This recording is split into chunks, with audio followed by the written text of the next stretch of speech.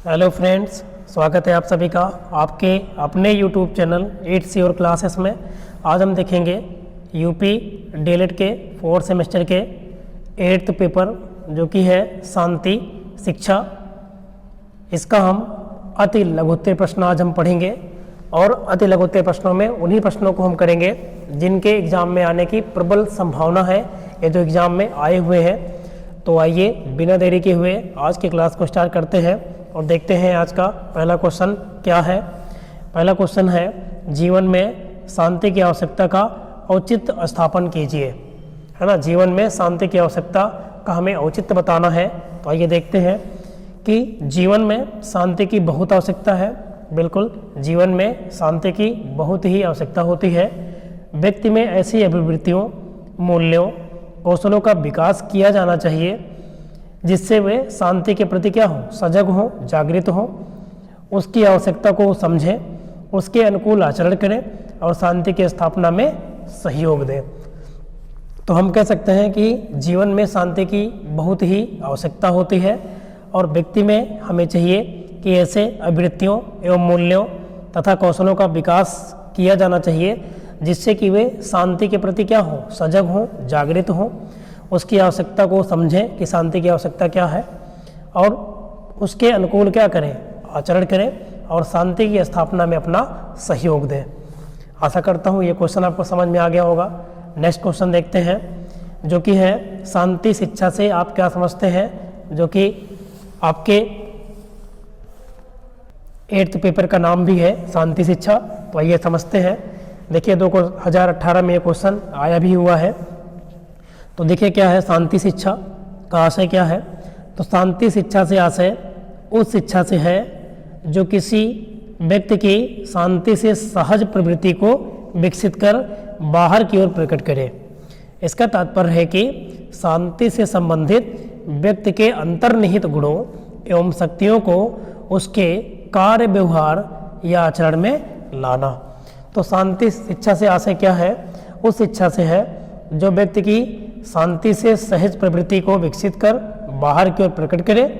इसका तात्पर्य है कि शांति से संबंधित व्यक्ति के अंतर्निहित गुणों, मतलब व्यक्ति के अंदर छिपे हुए जो गुण हैं और जो उनकी पावर है, शक्ति है, उसके कार्य व्यवहार या उसके आचरण में लाना, दिन प्रतिदिन उनके आचरण में लाना, यही है शांति शिक्षा का आशय।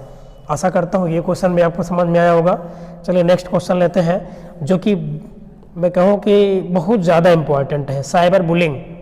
इसका तात्पर्य क्या है, देखो 3 बार आया है, 22 में, 19 में, 16 में और भी आपके बहुविकल्पी में भी आया हुआ क्वेश्चन है।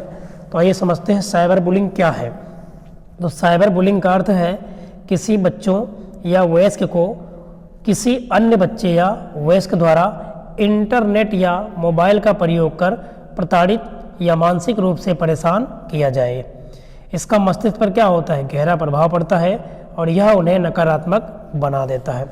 तो हम ये कह सकते हैं कि जो साइबर बुलिंग है, इसका तात्पर्य है या इसका अर्थ है कि कोई भी व्यक्ति या बच्चा, है ना, किसी अन्य बच्चे या वयस्क द्वारा इंटरनेट या मोबाइल का प्रयोग कर उसको प्रताड़ित करना, है ना, मानसिक रूप से उसको परेशान करना।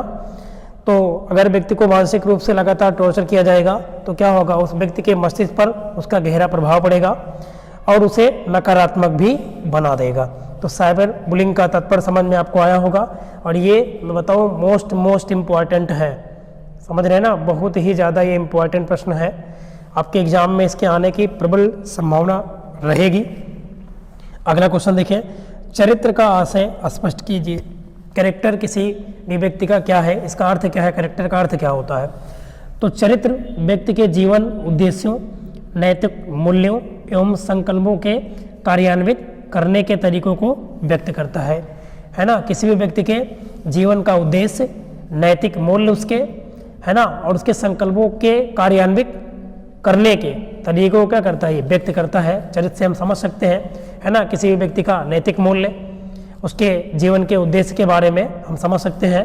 तो व्यक्ति के चरित्र में अच्छी आदतें, आदर्श गुण, अभिवृत्तियों, योग्यताएं आदि शामिल रहती हैं जो उसके व्यवहार द्वारा स्पष्ट होती हैं। तो किसी भी व्यक्ति का चरित्र किसके द्वारा स्पष्ट होता है, तो उसके व्यवहार के द्वारा उस व्यक्ति का चरित्र स्पष्ट हो जाता है। तो चरित्र जो है वो व्यक्ति के जीवन के उद्देश्यों, नैतिक मूल्यों एवं संकल्पों के कार्यान्वित करने के तरीकों को क्या करता है, व्यक्त करता है।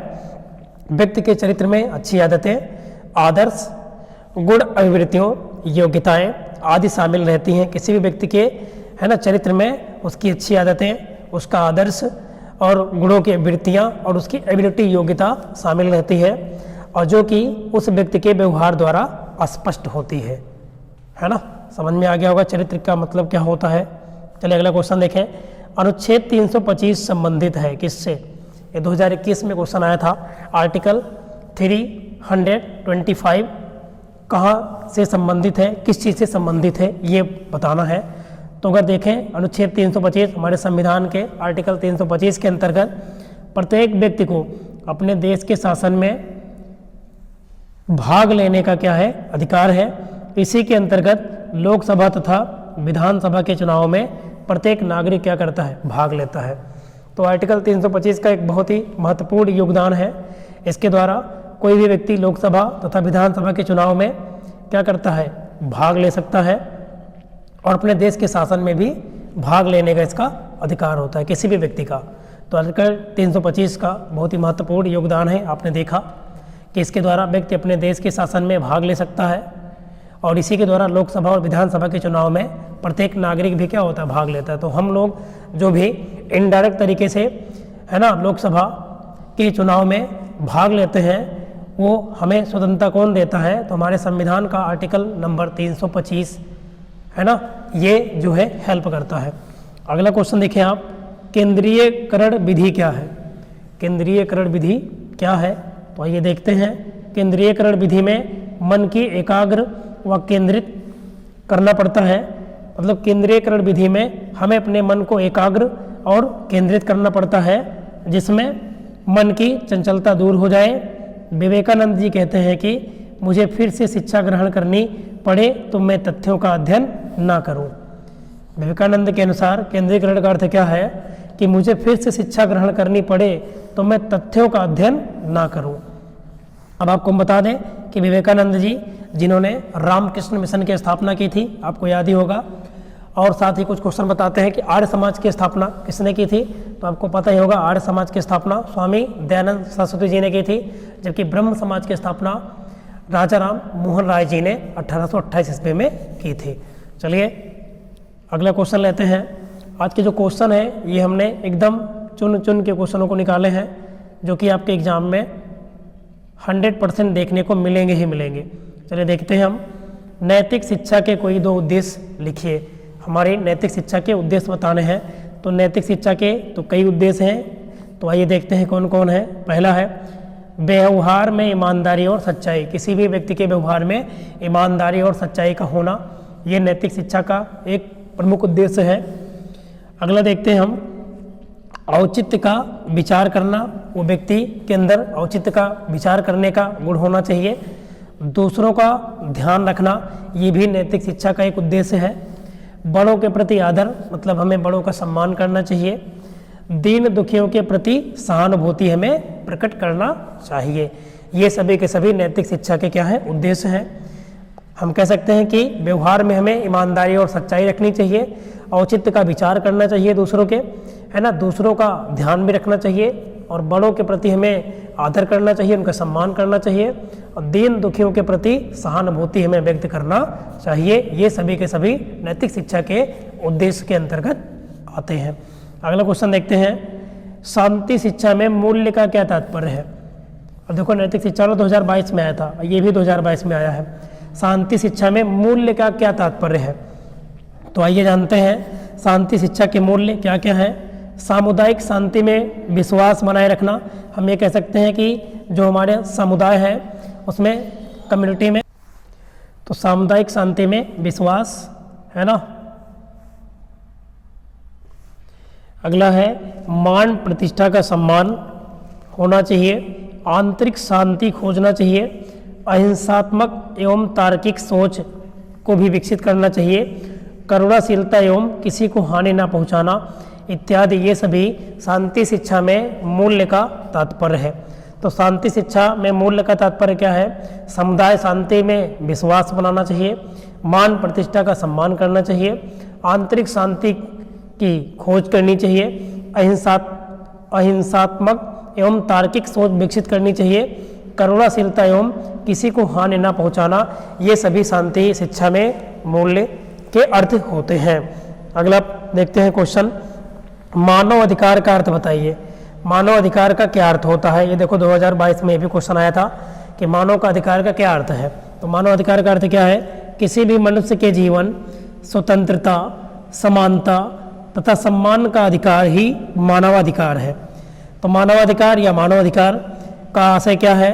किसी भी मनुष्य के जीवन में स्वतंत्रता का होना, समानता का होना, ये सभी सम्मान का होना का अधिकार ही मानवाधिकार है। मानवाधिकार को मूलाधिकार, आधारभूत अधिकार एवं अंतर्निहित अधिकार तथा नैसर्गिक आधार भी कहा जाता है। तो मानव अधिकार का अर्थ समझ में आया कि मानव अधिकार से आशय क्या है? किसी भी मनुष्य के जीवन में स्वतंत्रता होना, स्वतंत्र होना, समानता का पाया जाना, सम्मानता का अधिकार होना ही मानवाधिकार है। और मानवाधिकार को मूलाधिकार, आधारभूत अधिकार, अंतर्निहित अधिकार तथा नैसर्गिक अधिकार भी कहा जाता है। तो ये क्वेश्चन भी इम्पोर्टेंट है। नैसर्गिक अधिकार किसे कहते हैं? तो उसका अर्थ, उसकी परिभाषा यही होगी, है ना। अंतर्निहित अधिकार अगर पूछे तो उसका भी अर्थ यही होगा।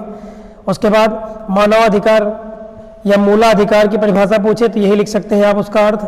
आधारभूत अधिकार भी यही लिख सकते हैं आप, है ना। तो किसी भी व्यक्ति के जीवन की स्वतंत्रता, समानता तथा सम्मान का अधिकार ही मानवाधिकार है। मानवाधिकार का मतलब क्या है? कि व्यक्ति अपने जीवन में क्या हो? स्वतंत्र हो, उसको समानता मिले, है ना, और बराबर का सम्मान मिले, यही सब अधिकार ही मानवाधिकार है या मानव का अधिकार है।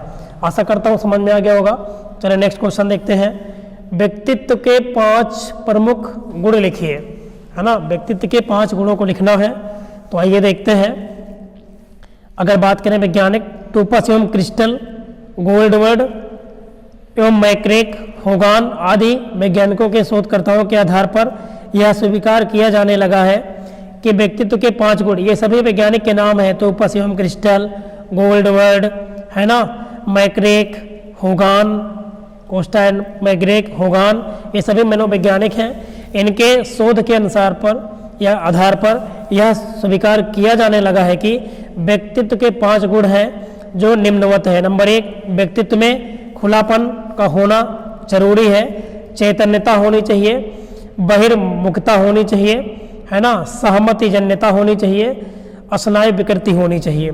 ये वर्ड जरूर याद रखेंगे आप, इम्पॉर्टेंट हैं। तो व्यक्तित्व के 5 गुण कौन कौन से हैं? व्यक्तित्व में खुलापन होना चाहिए, चैतन्यता की भावना होनी चाहिए, बहिर्मुखता का गुण पाया जाना चाहिए, सहमति जन्यता ही होनी चाहिए, अस्नायु विकृति, ये सभी के सभी गुण व्यक्तित्व के गुणों के अंतर्गत आते हैं।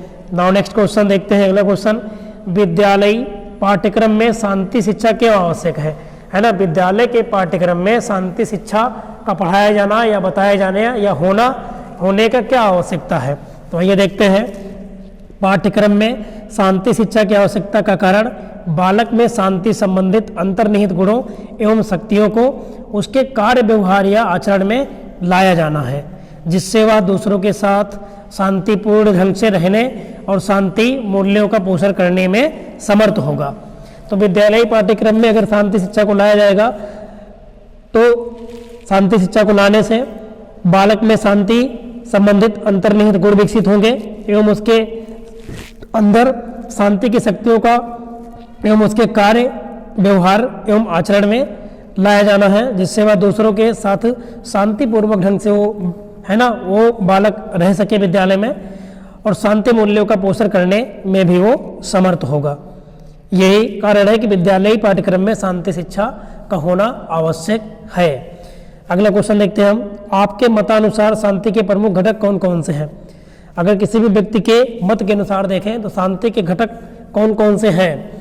तो शांति के प्रमुख घटक हैं, नंबर 1 अहिंसा, मतलब किसी के प्रति हिंसा न होना, सत्याचरण, सत्य का आचरण करना, सहनशीलता, समानता, अनुकंपा, दयालुता, मित्रता, उदारता, खुलापन, आपसी समझ एवं बातचीत, सभी से प्रेम एवं प्रेम पूर्वक व्यवहार, पूर्वाग्रहों से स्वतंत्रता, वैश्विक भाईचारे का दृष्टिकोण इत्यादि है। ये सभी के सभी शांति के क्या हैं? प्रमुख घटक हैं। किसी की भी व्यक्ति के अनुसार अगर देखा जाए तो किसी व्यक्ति में क्या नहीं होना चाहिए? अगर उसे शांति के घटक हैं तो शांति के घटक में क्या क्या होना चाहिए? अहिंसा होनी चाहिए उस व्यक्ति के अंदर, किसी के प्रति हिंसा ना करे, सत्य का आचरण करे, वो सहनशील हो, समानता भी बनाए रखे, अनुकंपा हो, दयालुता हो, उसके अंदर मित्रता भी हो, है ना, उदारपन भी होना चाहिए, खुलापन भी होना चाहिए, आपसी समझ भी हो, मतलब एक दूसरे की बातों को आपस में समझ सके, है ना। ये सभी के सभी शांति के प्रमुख क्या है? घटक हैं। समझ में आ गया होगा और ये इंपॉर्टेंट क्वेश्चन भी है। अगला क्वेश्चन देखते हैं, मानव अधिकार क्या है? अभी पढ़ा ही था मानव अधिकार क्या है। तो वे अधिकार जो हमारी प्रकृति या स्वभाव में निहित हैं, ऐसे अधिकार जो किसी भी व्यक्ति की प्रकृति या स्वभाव में क्या होते हैं? निहित होते हैं। इनके अभाव में हम मानव के रूप में अपना जीवन व्यतीत नहीं कर सकते। मानवाधिकार हमें पूर्ण रूप से विकसित होने के अवसर प्रदान करते हैं। तो मानवाधिकार हमें पूर्ण रूप से विकसित होने के अवसर प्रदान करते हैं। ठीक है, समझ में आ गया होगा। तो मानवाधिकार क्या है? ऐसे अधिकार जो हमारी प्रकृति या स्वभाव में ही निहित होते हैं, समाहित होते हैं, और इनका अगर अभाव है तो मानव अगर किसी भी व्यक्ति में इसका अभाव है तो अपना जीवन व्यतीत नहीं कर सकते हैं। तो मानवाधिकार क्या करता है? हमें पूर्ण रूप से विकसित होने के अवसर प्रदान करते हैं। अगला क्वेश्चन देखें, सतत विकास से क्या अभिप्राय है? लगातार किसी भी व्यक्ति का विकास होना या वृद्धि होना, इसका अर्थ क्या है? तो सतत विकास, सस्टेनेबल डेवलपमेंट बोलते हैं। तो सतत विकास एक गतिशील प्रक्रिया है जिसमें वर्तमान पीढ़ी की आवश्यकताओं को भावी पीढ़ी की आवश्यकताओं से समझौता किए बिना पूरा किया जाता है। तो सतत विकास का आशय क्या है? यह एक प्रकार की गतिशील प्रक्रिया है जो लगातार चलती रहती है ना, जिसमें वर्तमान पीढ़ी की आवश्यकताओं को भावी पीढ़ी की आवश्यकताओं से समझौता किए बिना पूरा किया जाता है। यही है सस्टेनेबल डेवलपमेंट, सतत विकास। अगला क्वेश्चन देखें, मानवाधिकार शिक्षा के कोई दो उद्देश्य बताइए। तो मानवाधिकार शिक्षा के उद्देश्य हैं मानव अधिकारों का संवर्धन करना, संरक्षण करना, मानव स्वतंत्रता, प्रगति, है ना, प्रगति, विश्व शांति और समृद्धि। ये सभी के सभी मानवाधिकार शिक्षा के क्या है? उद्देश्य के अंतर्गत आते हैं। तो अगला क्वेश्चन लेते हैं हम, हिंसा से क्या अभिप्राय है? हिंसा का आशय क्या होता है? हिंसा का मतलब क्या है? तो हिंसा को आमतौर पर परिवार, घर के सदस्यों, अंतरंग साथी, सहयोगियों, व्यक्तियों या समूहों पर नियंत्रित स्थापित करने के उद्देश्य से व्यवहार की एक पद्धति के रूप में समझा जाता है ना। तो हिंसा को आमतौर पर परिवार में देखा जाता है, घर के सदस्यों के बीच में, अंतरंग साथी, सहयोगियों, व्यक्तियों या समूहों पर नियंत्रित स्थापित करने के उद्देश्य से व्यवहार की एक पद्धति के रूप में इसे समझा जा सकता है कि हिंसा का अर्थ क्या होता है। चलिए अगला देखते हैं, हिंसा के कोई 5 हानियां बताओ। अगर कोई व्यक्ति हिंसा कर रहा है तो उससे क्या क्या हानियां होती हैं? पहला, हिंसा शारीरिक पीड़ा देने का कार्य करती है। मतलब हिंसा करने से व्यक्ति शारीरिक रूप से क्या होता है? पीड़ित होता है। हिंसा मानसिक पीड़ा देने का भी कार्य करती है, किसी भी व्यक्ति को टॉर्चर भी करने का काम करती है, मेंटली उसको परेशान कर सकती है। हिंसा समाज में भय का वातावरण उत्पन्न करने का भी कार्य करती है ना। हिंसा के कारण समाज में भय का भी तो वातावरण बन सकता है। हिंसा सामाजिक सद्भाव एवं भाईचारे की सद्भावना को समाप्त करने का कार्य करती है, और हिंसा लोगों में आक्रोश एवं प्रतिशोध की भावना को जागृत करने का भी कार्य करती है। चलिए अगला देखते हैं क्वेश्चन हम, रॉस के अनुसार, है ना, मनोवैज्ञानिक रॉस के अनुसार दर्शन क्या है? दर्शन का क्या आशय है? तो दर्शन और शिक्षा एक ही सिक्के के 2 पहलू हैं, है ना। दर्शन और शिक्षा ये एक ही सिक्के के 2 पहलू हैं, मतलब एक दूसरे से कोरिलेटेड है, एक दूसरे में निहित है। दर्शन जीवन का विचारात्मक पक्ष है। दर्शन जो है ये क्या है? जीवन का एक विचारात्मक पक्ष है, जबकि शिक्षा क्या है? एक क्रियात्मक पक्ष है। और शिक्षा और दर्शन ये एक ही सिक्का के क्या है? 2 पहलू है, मतलब ये एक दूसरे में क्या होते हैं? निहित होते हैं, हम ऐसा कह सकते हैं। अगला क्वेश्चन देखें, गांधी जी के अनुसार शिक्षा क्या है? गांधी जी ने शिक्षा की परिभाषा क्या बताई है? तो बच्चों के शरीर, मस्तिष्क और आत्मा में पाए जाने वाले सर्वोत्तम गुणों का चतुर्मुखी विकास करना ही क्या है? शिक्षा है। ये परिभाषा किसने दी? गांधी जी। तो अगर गांधी जी के अनुसार शिक्षा की परिभाषा बोला जाए तो गांधी जी के अनुसार शिक्षा बच्चों के शरीर, मस्तिष्क और आत्मा में पाए जाने वाले सर्वोत्तम गुणों का सर्वोत्तरमुखी विकास ही शिक्षा है। मिले अगला क्वेश्चन देखें, गांधी जी के अनुसार शिक्षा का क्या माध्यम होना चाहिए? तो गांधी जी के अनुसार शिक्षा का माध्यम मातृभाषा होना चाहिए, मतलब किसी भी बच्चे को शिक्षा उसकी मातृभाषा में प्रोवाइड करनी चाहिए। तो गांधी जी के अनुसार शिक्षा का माध्यम क्या होना चाहिए? तो गांधी जी के अनुसार किसी भी बच्चे का अगर देखा जाए तो उसके अनुसार शिक्षा का जो माध्यम है वो बच्चे की क्या होनी चाहिए? मातृभाषा होनी चाहिए। अगला क्वेश्चन देखें आप, गांधी जी के अनुसार शिक्षा के उद्देश्य क्या होने चाहिए, है ना? शिक्षा का पर्पस क्या होना चाहिए? तो बच्चों को जीविकोपार्जन के योग्य बनाना, है ना, जिससे वो अपनी जीविका को चला सके, चरित्र निर्माण तथा शारीरिक, मानसिक, आध्यात्मिक शक्तियों का विकास करना। तो ये गांधी जी के अनुसार शिक्षा के प्रमुख उद्देश्य हैं। अगला क्वेश्चन देखते हैं, नेक्स्ट क्या दिया गया है? अगला क्वेश्चन देते हैं, शांति कौशल से क्या अभिप्राय है? शांति कौशल से क्या अभिप्राय है? तो विद्यार्थियों में ऐसा कौशल या व्यवहार विकसित करना जिससे वह प्रभावी शांति निर्माता बन सके। तो विद्यार्थियों में ऐसा कौशल या व्यवहार विकसित करना जिससे वह प्रभावी शांति निर्माता बन सके, यह शांति कौशल का क्या है? अभिप्राय है। अगला उत्तरदायित्व, कहते हैं ना कि आपका उत्तरदायित्व ये है, तो उत्तरदायित्व किसे कहते हैं? आइए समझते हैं उत्तरदायित्व का अर्थ क्या होता है। उत्तरदायित्व किसे कहते हैं ये जानते हैं। काम का बीड़ा उठाने, उसे ठीक ढंग से पूरा करने की योग्यता, अपने हिस्से के दायित्व का निर्वाह करने को तैयार रहना ही क्या कहलाता है? उत्तरदायित्व।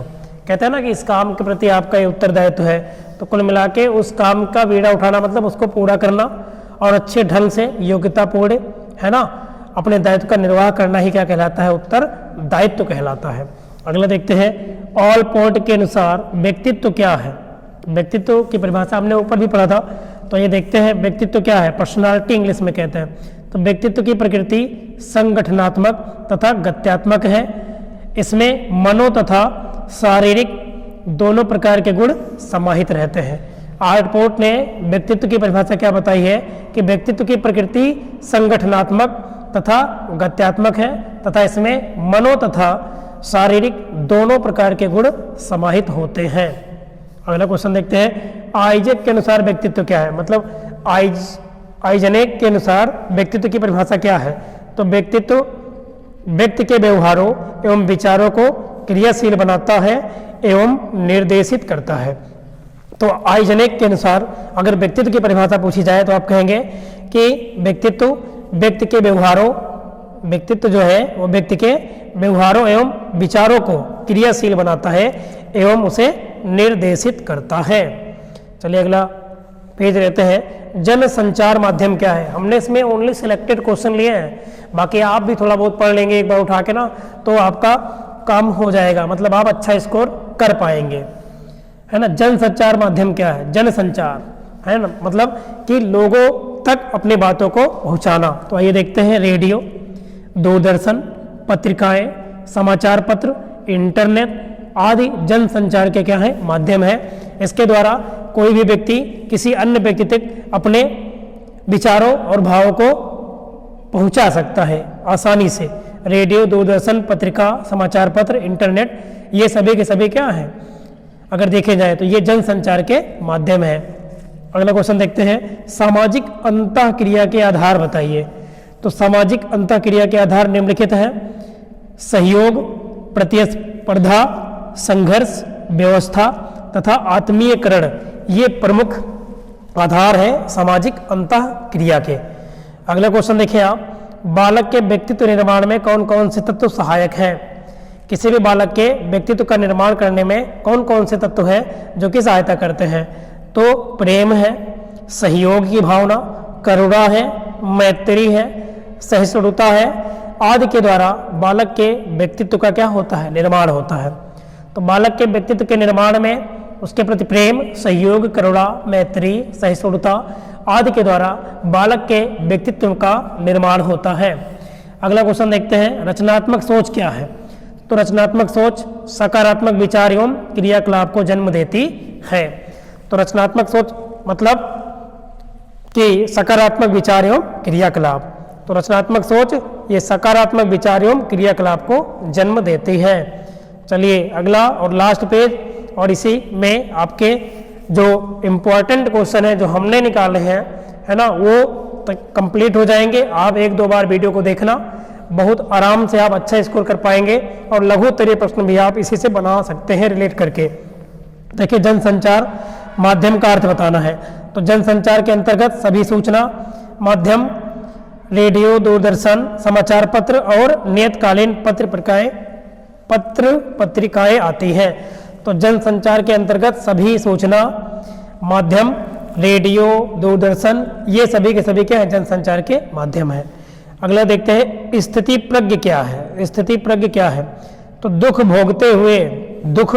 भोगते हुए किसी भी, है ना, जिसके मन में उद्वेग नहीं होता, दुख भोगते हुए जिसके मन में उद्वेग नहीं होता, और न ही जो सुख की लालसा रखता है, तथा जिसके हृदय में क्रोध, मोह, भय आदि विकारों के लिए कोई स्थान नहीं होता, वह मनुष्य क्या है, स्थिति प्रज्ञ है।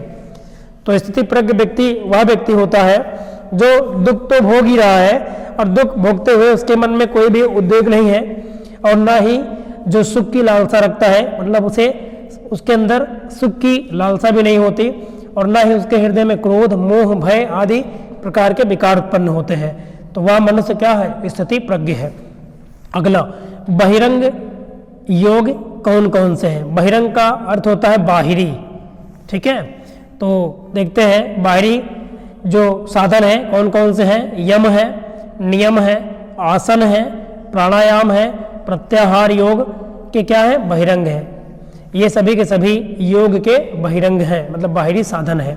तो योग के बाहरी साधन कौन कौन है, यम है, नियम है, आसन है, प्राणायाम है, प्रत्याहार योग, ये सभी के सभी योग बहिरंग के साधन है। अंतरंग योग किसे कहते हैं, तो अंतरंग योग मतलब आंतरिक साधन कौन कौन है, योग के आंतरिक साधन, तो धारणा, ध्यान लगाना, समाधि योग के अंतरंग साधन माने गए हैं। तो इस प्रकार हमने कई सारे क्वेश्चन किए, और एक बहुत ही जितने भी क्वेश्चन किए एकदम इम्पॉर्टेंट क्वेश्चन है। कुछ क्वेश्चन और भी हैं जिन्हें आप उठा के अगर देखेंगे तो इन्हीं से मिलते जुलते वो भी क्वेश्चन है ना। तो थोड़ी सी मेहनत आप और करेंगे, और ये वीडियो तो आप देखेंगे ही, आपको एग्जाम में 100% बहुत अच्छा रिजल्ट देखने को मिलेगा। आप एक भी क्वेश्चन छोड़कर नहीं आएंगे।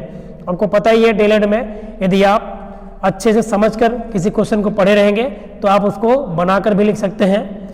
तो चलिए यहीं तक रखते हैं इस क्लास को। आप लगातार हमसे जुड़े रहें। इस वीडियो को आपने देखा, इसके लिए आप सभी का तहे दिल से बहुत बहुत धन्यवाद।